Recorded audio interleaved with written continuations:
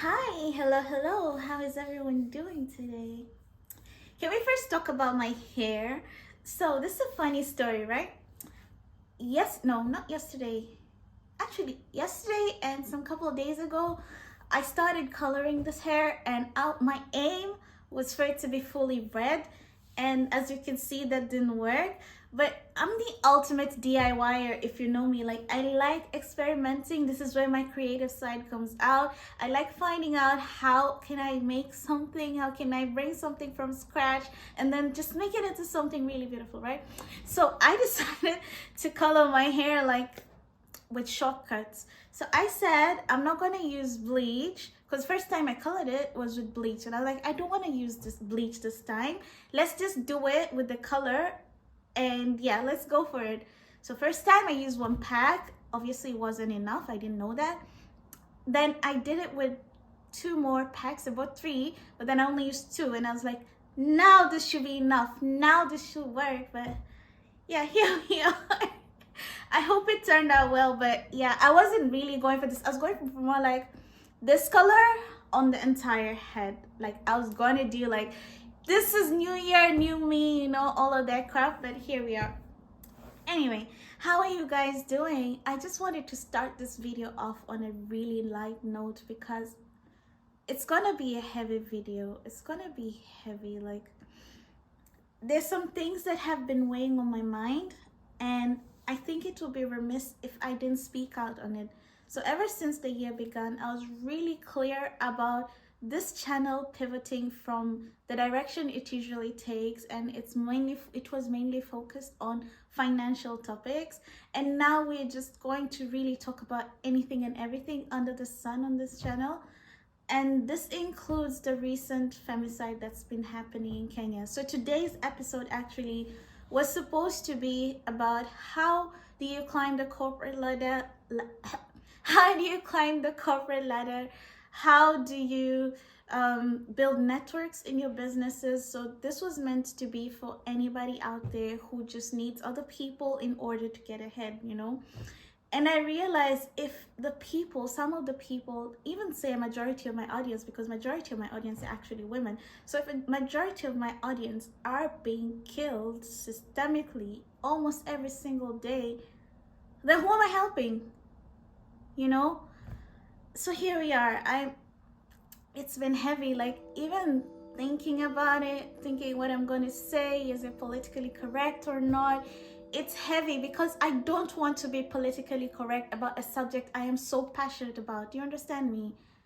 It's not easy to talk about this, and it's not easy to be here and not have feelings about what's happening. So pardon me if I'm too expressive, if I'm too emotional, if I'm too what's the word? I don't know.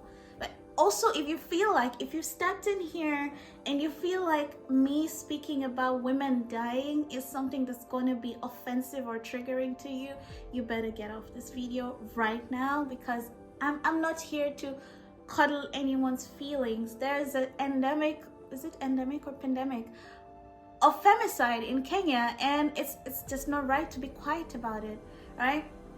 So today there are protests, peaceful protests, a peaceful march going on in Nairobi. I'm not sure about the other parts of the country, but there's a peaceful march going on in Nairobi just to raise awareness and to celebrate the lives of the women who have recently been killed. Their lives have been tragically ended by men.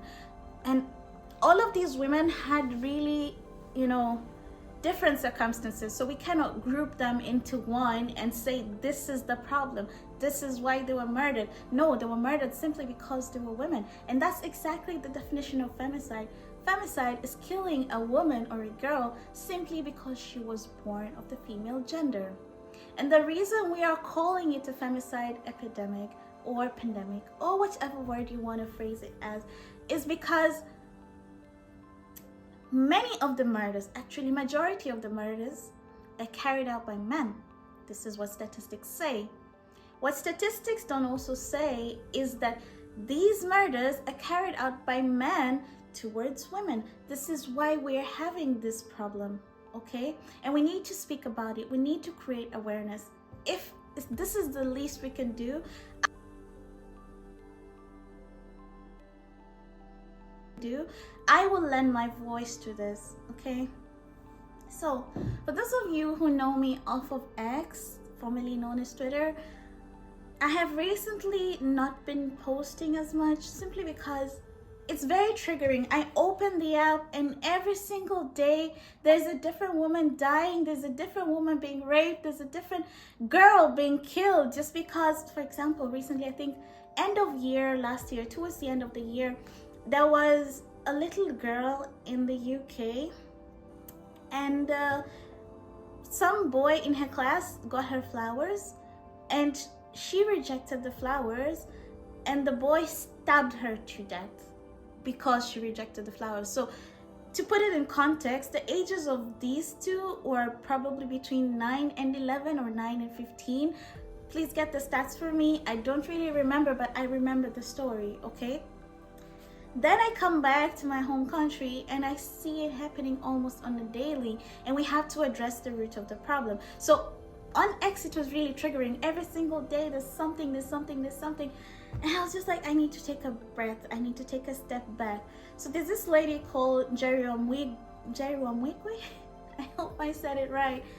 She works with the victims. She is constantly posting about it. She's constantly talking about it. She's trying to create awareness. She's trying to get a helping hand. So if you know her, please go and show her support. I just want to take this moment to really applaud this woman, because if just posts are triggering me and probably a whole lot of you, then I cannot imagine what it must be like to actually be there in person and talk to these poor girls and the families of these poor girls, and it must be a lot. So for those of you who know me off Instagram is a nice little bubble where you can just escape reality, and this was the case for a majority of my time that I was on Instagram. I didn't really get to see such stories. I didn't really get to see such news, and so it wasn't as heavy as it is for me right now, like every day interacting with this.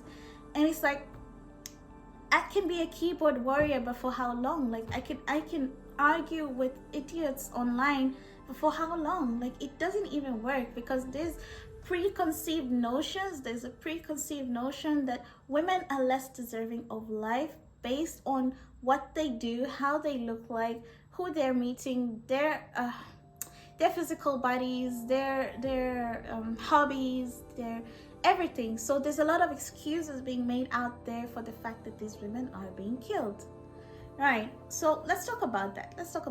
So where does this femicide endemic stem from? Sorry, I'm reading because I wrote down a lot of things that I was thinking about, and I just don't want to forget. I don't want to minimize any single thing. So one of the reasons we're having this problem is we have a really misogynistic culture. Face it, accept it, the earlier you do, the better. This starts when, for example, a woman gets pregnant and then the father doesn't feel the need to celebrate this pregnancy or to even acknowledge it because it's a girl. So what does that say? It says that simply because this new life that's about to be born is a female, then they don't deserve any kind of appreciation. Their value as simply being a human being is not there. Why? Because they were not birthed as a boy. And ladies, I want you to pay attention to this. Like, if you're with a man and they're only talking about having male children and they don't really think about having a female child, like it's unthinkable, it's a shame, it's, you know, something that they wouldn't enjoy, ask yourself some questions, some really, really deep and hard questions right there, okay? The next thing is, when you go to the police as a victim and you report that someone beat you up, someone RPEDU,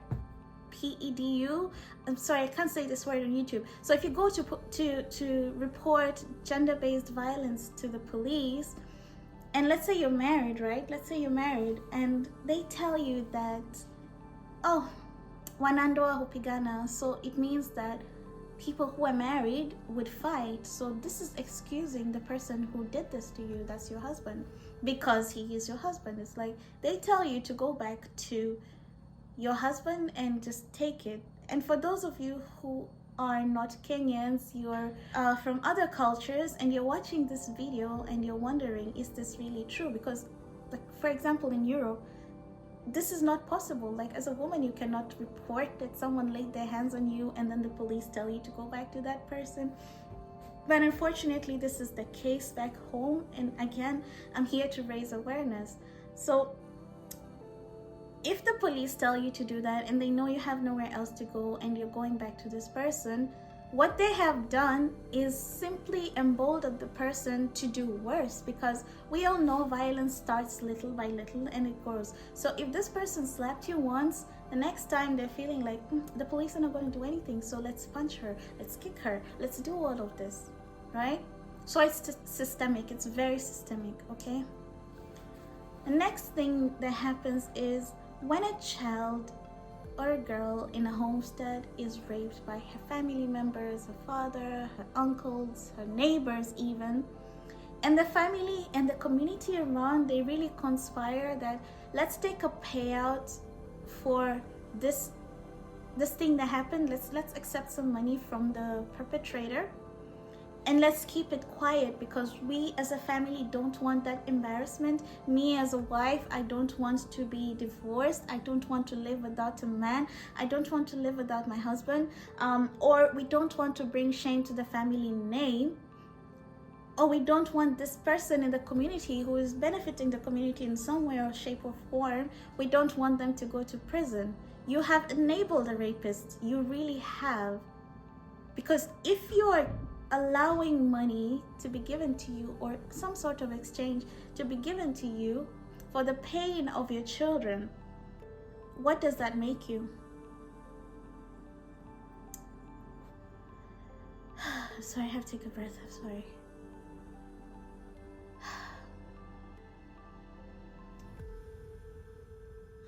When young girls are murdered, when young girls are murdered, when young girls are brutalized, when women are brutalized, when children are brutalized, and you sit there and you say, what was she wearing? Why was she talking to strangers? Why did she have a tattoo? Why did she have a piercing? She was a prostitute. Your rascal mind sits down and opens your big mouth and you write these things. Not only are you an idiot, but you're a bottom feeder. You will never amount to anything in life, because if that's the brain that you use to pass your exams, I have news for you.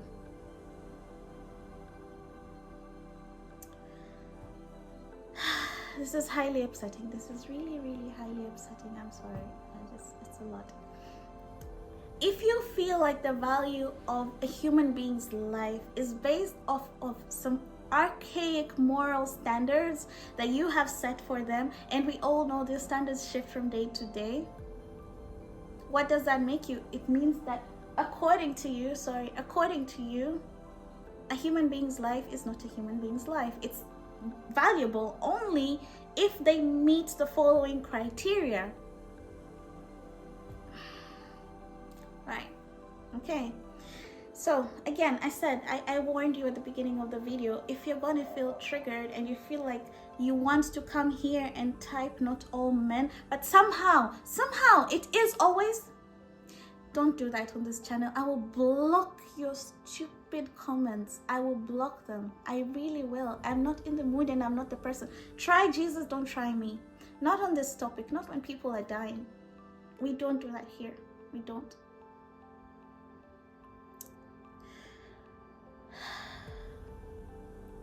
When you sit down and call yourself a good man, yet you fail to call out your fellow men on their behavior, and you fail to do this because it's not your mother, it's not your sister, it's not your wife, it's not your daughter, or you feel like you should only protect women that you find attractive, or you feel like you might have access to those women sexually,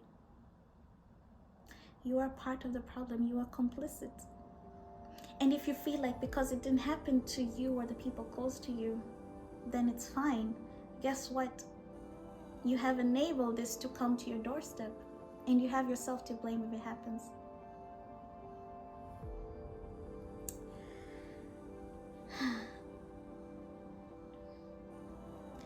Another reason for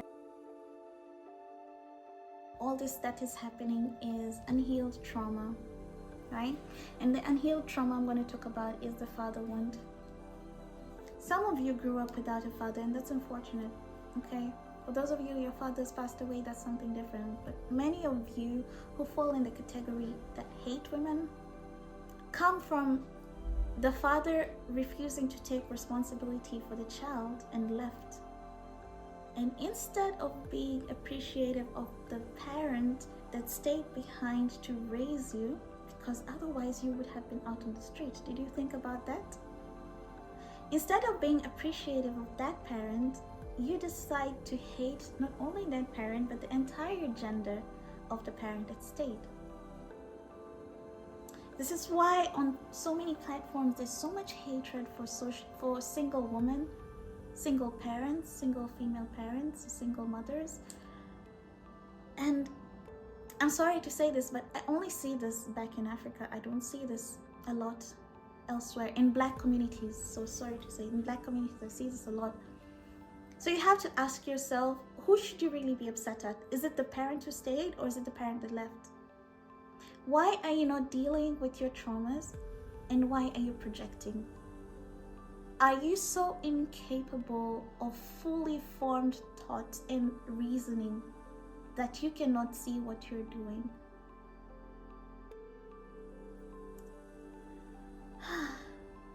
Another form of the unhealed trauma comes when the father was actually present, but he was abusive. He would beat the mother, he would beat the child, or he is addicted to substances, drugs, alcohol, or otherwise. And then once more, you feel like because your mother was abused, then it's okay, then it's normal. Some of you become even worse than your fathers, the fathers that you claim were really horrible people. Some of you become worse than them. Once again, take your mental health very seriously. There is no reason why in 2024 you shouldn't be seeking out psychological help, because your trauma is ingrained in you. You find yourself repeating these patterns, and instead of sitting down and having a meeting, in-house, you want to go out there and continue being an complete, I'm going to write those words here because I can't say them, right? The last thing I'm going to talk about is that we have a pornified culture. This culture that only sees women as objects of pleasure for men. So this means that when you're sitting there and you're being so-called nice guy, and your internet daddies are telling you that nice guys finish last, it's because you believe, because you were a decent human being to a woman, you are entitled to sexual favors from her. That's what it is. That's exactly what it is. Because nobody who is nice calls themselves nice, by the way.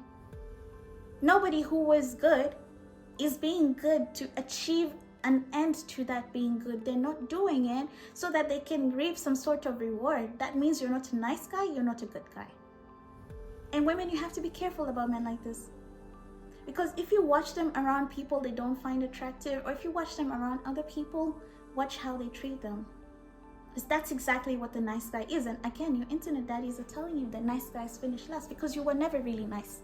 You just wanted something and the woman denied it to you. If you're sitting somewhere and you're also feeling and imagining that because you're a friend, then somehow you have been demoted from a privilege to her sexual access that you inherently deserve because you were in her presence, you were in her circle, you were orbiting her, you were talking to her, that somehow being a friend is not enough for you, and you think that you deserve the privilege of sexual access. If you're also sitting there and a woman rejects you when she says no to your advances, and you coerce her, so this happens even in marriage, by the way, or in relationships, you coerce her, you feel like she said no, but let me try to convince her to say yes. You feel like she said no, let me drug her. You feel like she said no, let me force it. What does that make you? You see, consent is something that has to be obtained every single time. It's not implied simply because you're married. It's not implied simply because you're in a relationship. It's not implied simply because she came over to your house, and neither is it implied simply because she accepted your date. Don't be an idiot. Don't be foolish.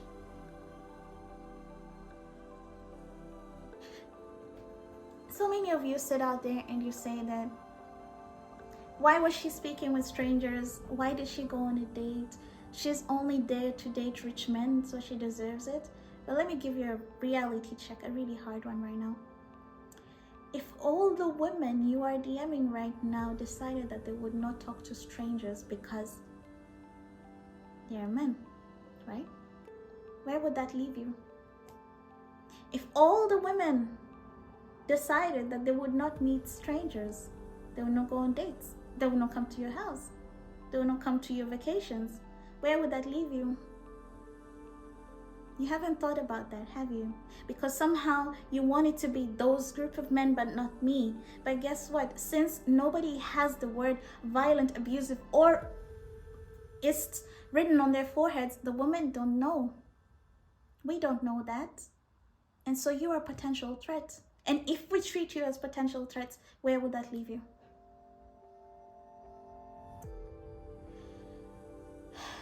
I'm sad. I'm really sad today. Like, this wasn't meant to be this kind of video, but I would be remiss, like I said before, I would be remiss if I didn't use my voice to talk about these issues.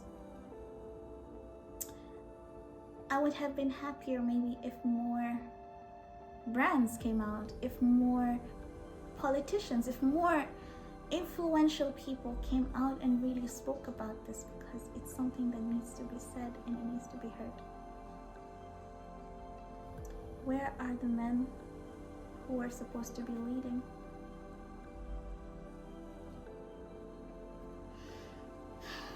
Let's take a moment of silence for all the unnamed.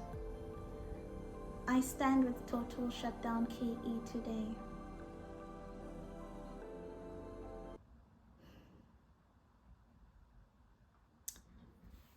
Right, I'm gonna end this video here.